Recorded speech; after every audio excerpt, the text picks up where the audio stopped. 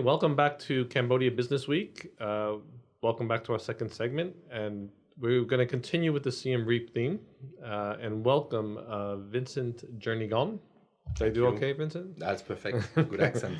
Okay. You may be familiar with a hotel up in Siem Reap, which is 1932. 1932, yeah, that's correct. That's which predates the Civil War, predates the Khmer Rouge. It's one of the classic hotels. Heritage.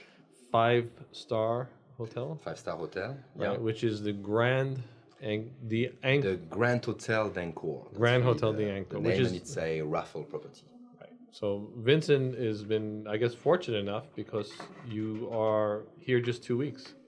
Yeah, that is correct. Yeah, just freshly arrived, and before that I was in Hanoi, Vietnam, and very fortunate because I was in a great property as well, historical property.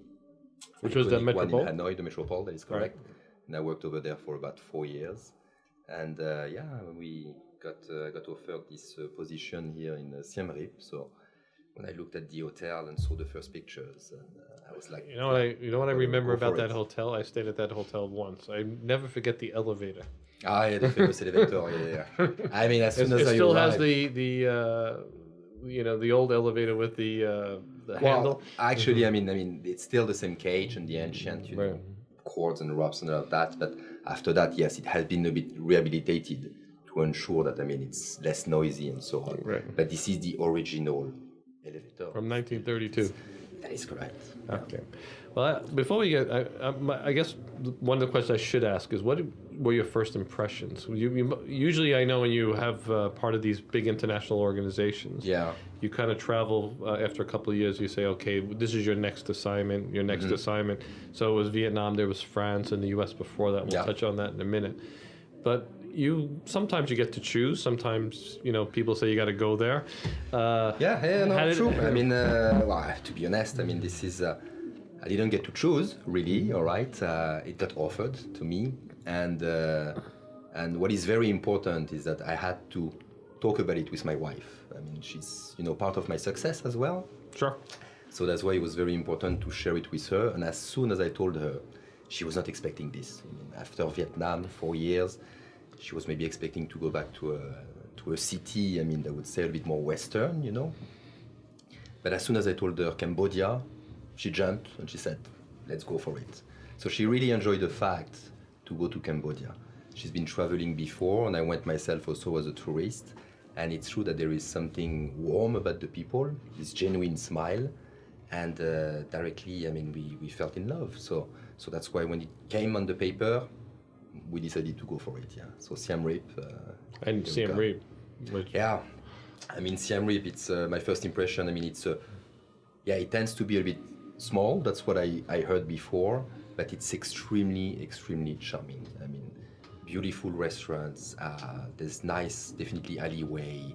And what I like about it, it's the different colors, There is these green vegetations. And after you look at the dirt, some of the dirt roads, and there is this red stones colors. And when you have these colors plus the blue sky, this is just amazing. And this is not a picture that I used to see before. So this is very nice. Okay, let's get back a little bit to your origins because we want people to know about you a little bit. So you're obviously French. I can hide that accent. I've been trying, but can't. Or you're doing a great accent. So you're from one of the nicest parts of France, if I remember correctly, which was Brittany. Yeah, Brittany. That's correct. Yeah. Tell us about Brittany, because what an amazing place. Yeah, I grew up until 20 years old in Brittany, and it's true that this is we have a great gastronomy in Brittany. I mean, the famous crepe and the galette. We call it galette, which is it's a buckwheat flour that you use to make the crepe. We're very special in Brittany. Amazing seafood as well. So grew up in Brittany, where we are part of France. Now, there's some region more extreme in Brittany where we feel that we're not always, in the French zone. But through the gastronomy and the cooking and all of this, it's true that I had already the desire to go pretty much in that directions and so on. Even if I didn't want to take the risk, I decided to take something more general. So I went to study in a business school, And after the end of my studies, I decided to go for an internship. And I did this internship, and it was my first Accor property, in a Sofitel, which was the Sofitel Thalassa Quiberon, in the south of Brittany. Beautiful hotel with one side of the hotel, all the rooms had the view on the seaside. It was amazing.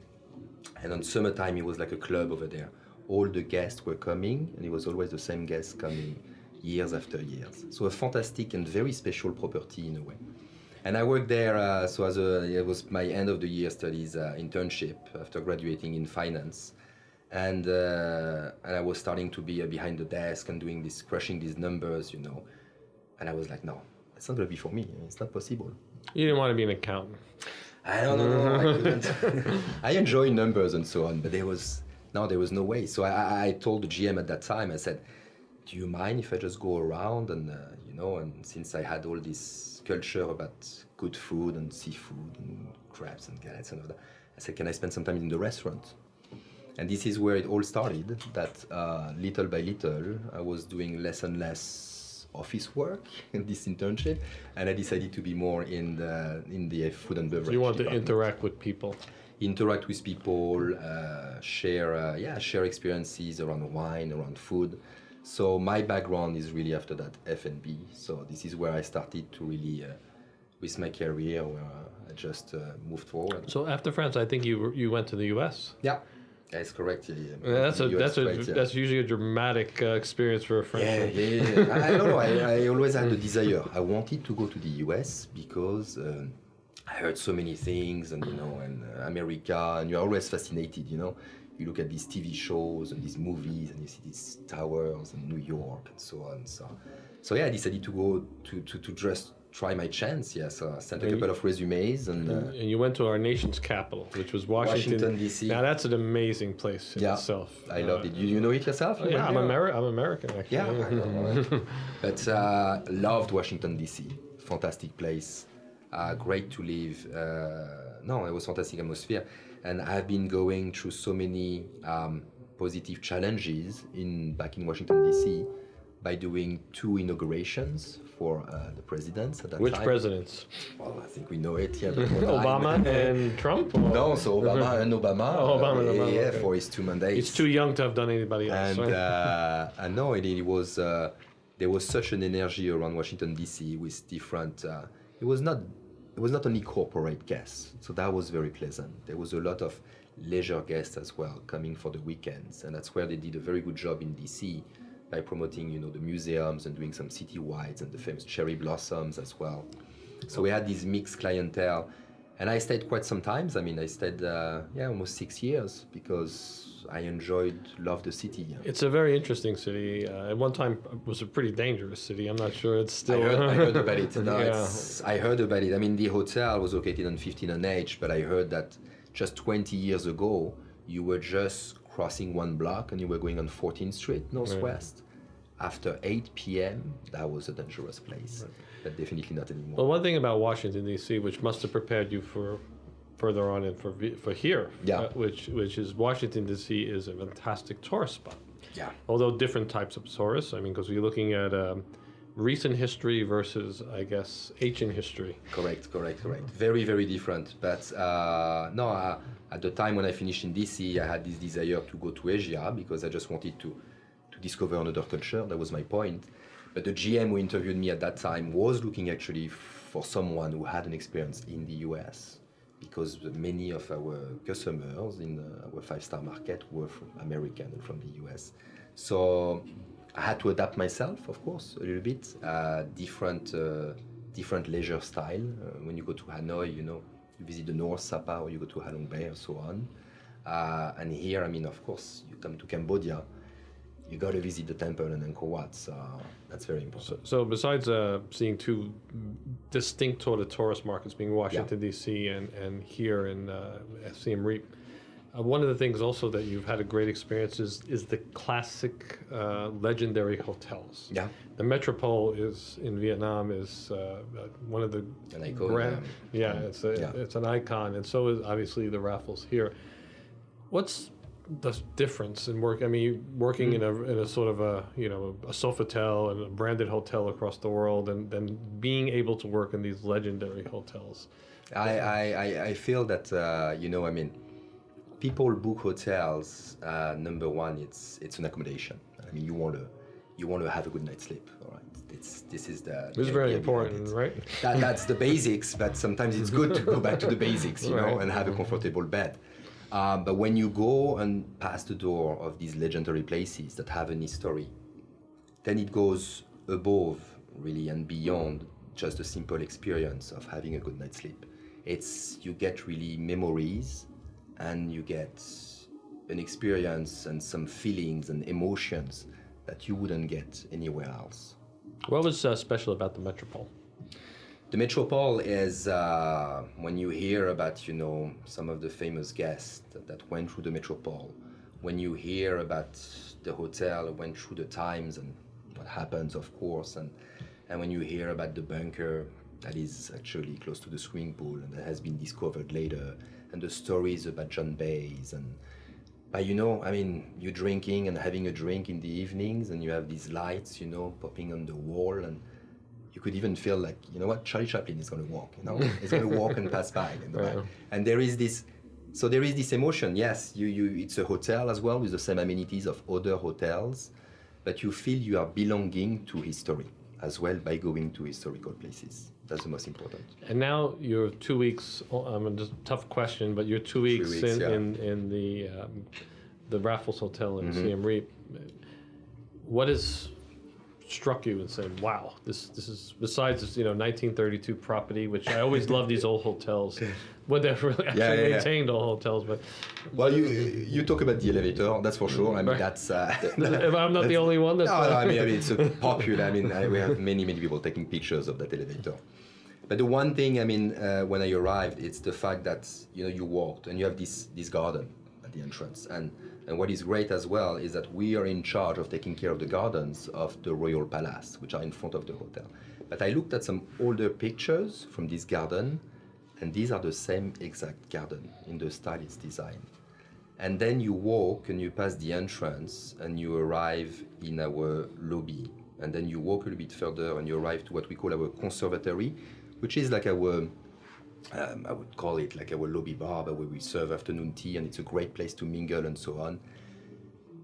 But then you cross that conservatory and you have the swimming pool that's just appearing, on top.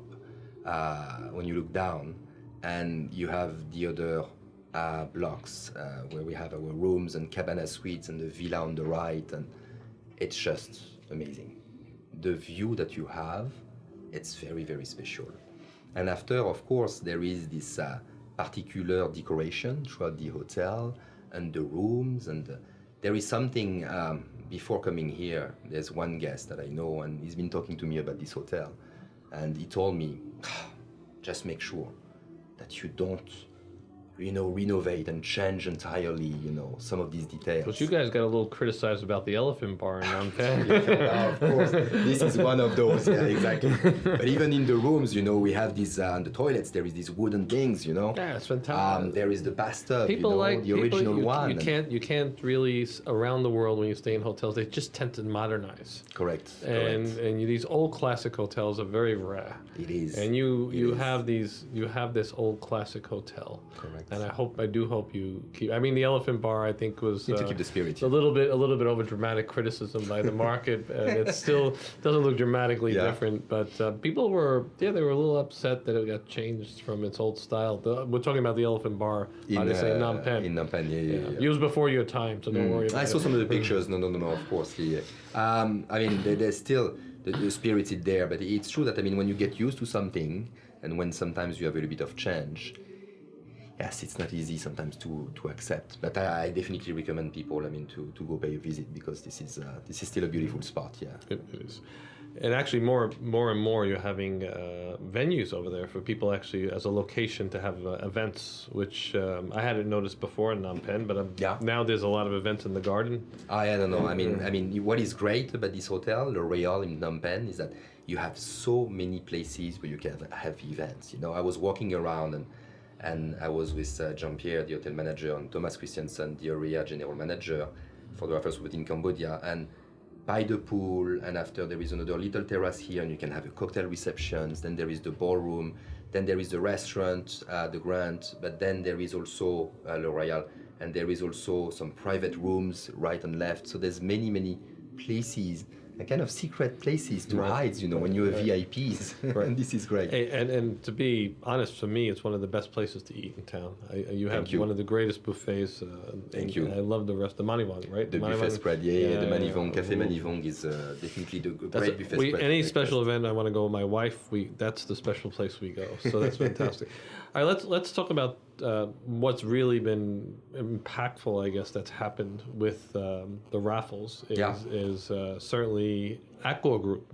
Correct, yeah. Has now put the Raffles in its family.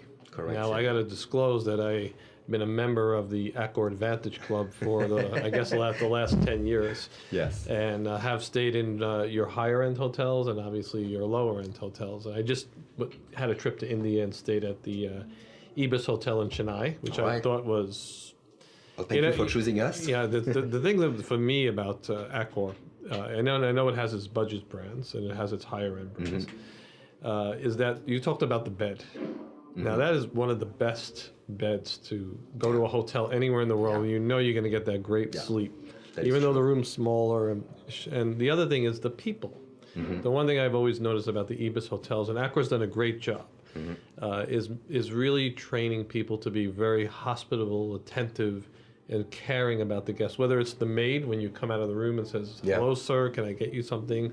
Or when you're sitting at breakfast. And when India was a great example because they insisted on telling me how every dish was prepared because they realized I was a Westerner. And so, you know, this is a little spicy. This is so. What is the mission and philosophy of the Accor Group, and how does that fit in with Raffles? I mean, Accor Group is a large group. I mean, we are talking about more than 4,000 hotels, and like you said, I mean, different markets. You're talking about the Ibis, and after we have the brands like Novotel going above Mercure, and after there is also Pullman, and we have M Gallery by Sofitel. I don't know if you had the pleasure of staying in one. They did a beautiful job as well. So no, I mean, the philosophy of it's definitely, and Sébastien Bazin is definitely passing a clear message, but it's to be able to always provide an experience and for whatever budget, without forgetting the basics, like you talked about the bed. We choose a hotel to have a good night's sleep. Yeah, it doesn't matter if you're staying in a 5-star or a 3-star, you still want the attention. Correct. And you don't get a lot of attention in 3 stars around the world, trust me. That is true. But so around that, you guys have managed to do that. Yeah, around that there is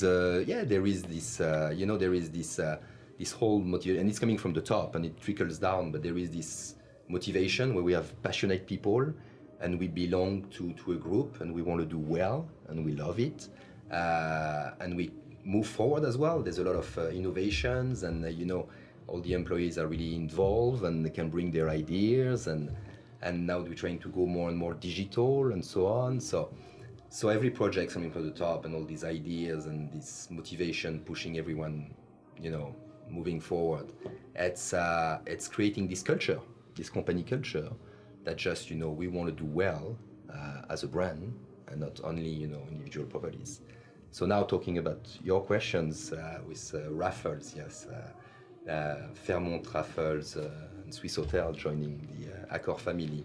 So this was a great news, especially to continue to expand and to mark more, to have more strengths, I would say, a stronger pillar in the luxury segment. That's definitely this. So it's going to be very positive. It's done on paper. Now the integration is going to be quite and how's it happening with the Sofitel well, here? it's going to be quite a longer process, of course, in terms of integration. It's definitely is going to be done step by step. It has been started already, so now we're sharing more news in between hotels and so on. But yeah, it's a slow process because we have to take time as well to make sure that it's going to be successful.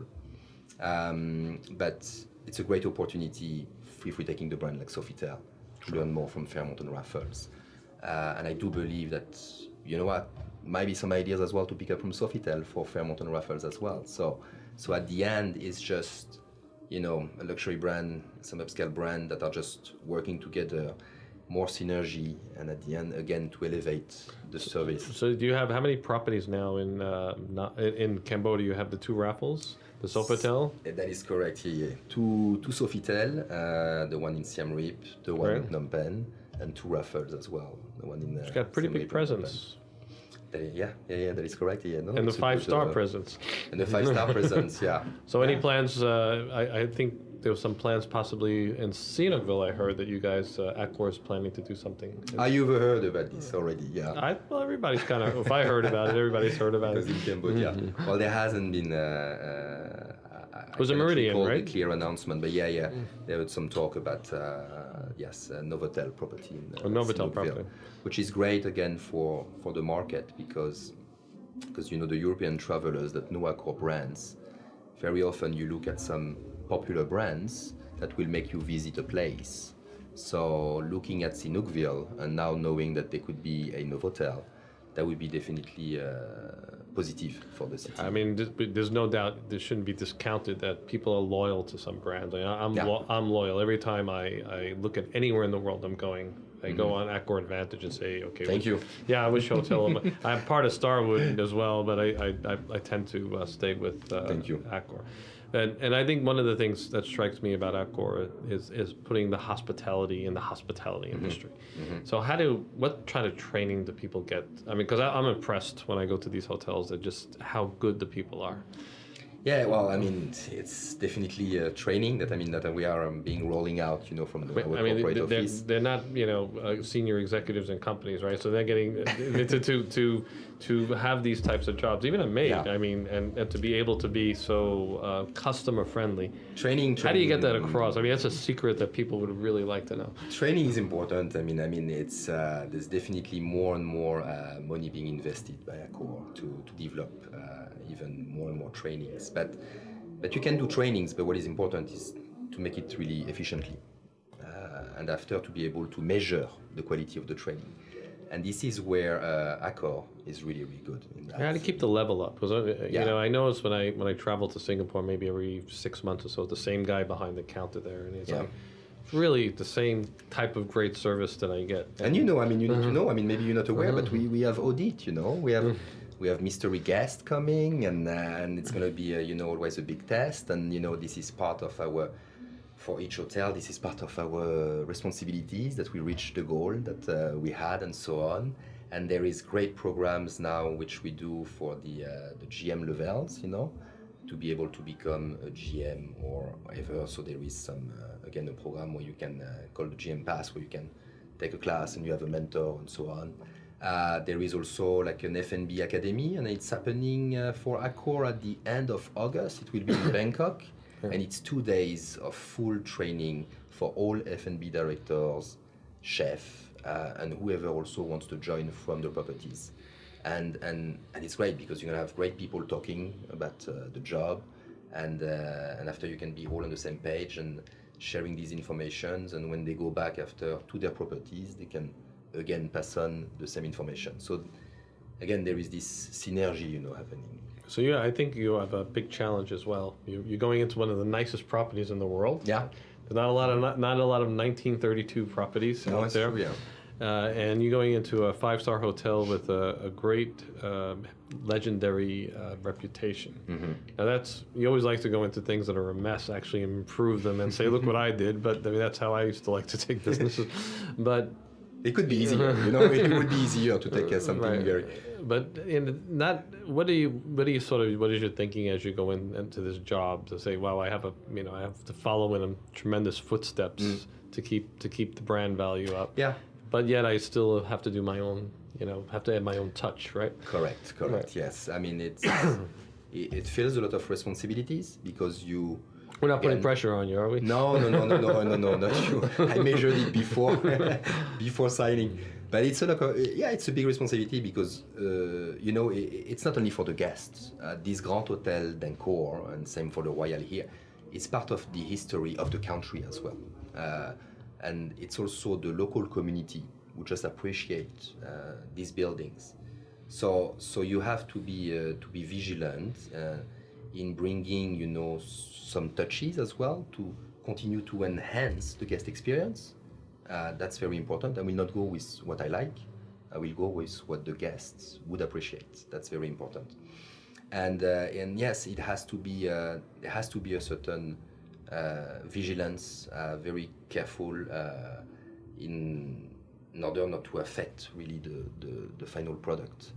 But definitely I want to, it's just been 2-3 weeks, so, but yeah, I do believe that I do have some opportunities to enhance the guest experience and even provide more memories, yeah. Okay, so you've been traveling around Cambodia. I'm going to ask you our famous last question. Yes. And I could ask this to you because you're not only now working here, but you were actually a tourist here before, right? Mm-hmm. So what do you love about Cambodia, and what would you like to see improved? I would say that, and again, I would love the fact that, really on the personal note, or? Personal, this is personal. You don't, right. You can take your corporate hat off now. Okay. Well, now I'm going to be honest. I mean, I don't have sufficient background to really tell you something that I would like to change. You haven't been here long enough yet. Well, the only comment I could make, it would be just about Siem Reap, because I spent more of my time in Siem Reap. Just been here for 2-3 days.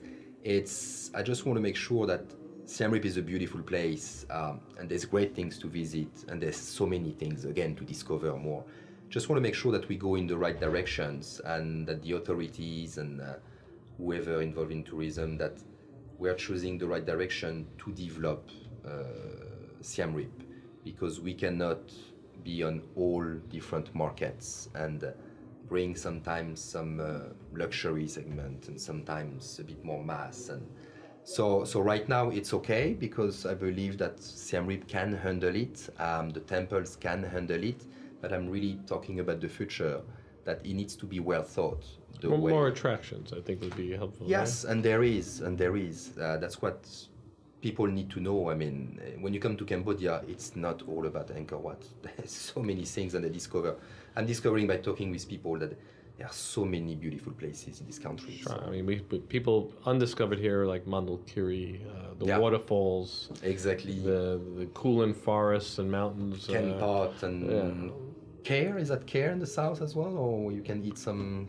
Kep, yes. Sorry. This could rival your Brittany crepes. Okay, well, we'll see. We'll have to check that. Well, Vincent, thank you for coming on. We wish you the best of luck. So if I could say that the temple itself in Siem Reap has got to be one of the most incredible experiences that one could have. I've been there many times and just totally touched. Got to see the sunset. But if you really want to get a real total Siem Reap experience, you have to stay at the 1932 Raffles Hotel, which is and take the elevator and beside and enjoy the food and enjoy the gardens. As Vincent said, it's sort of brings back to just memories of old times sipping a martini around the pool. And it's a continuity, because you visit the temple, you visit, you are in this history and this past, and when you return back to their hotel, there is this continuity, and you just continue your whole Siem Reap experience. Just takes you out of the modern world and just puts you back into 1930s. Yeah. And good luck. We hope we hope you have a very successful career here, and come back on in 6 months or a year and tell us how you're handling it. I might have more to say then. Thanks a lot. Thank you, Anthony. Cheers. Bye.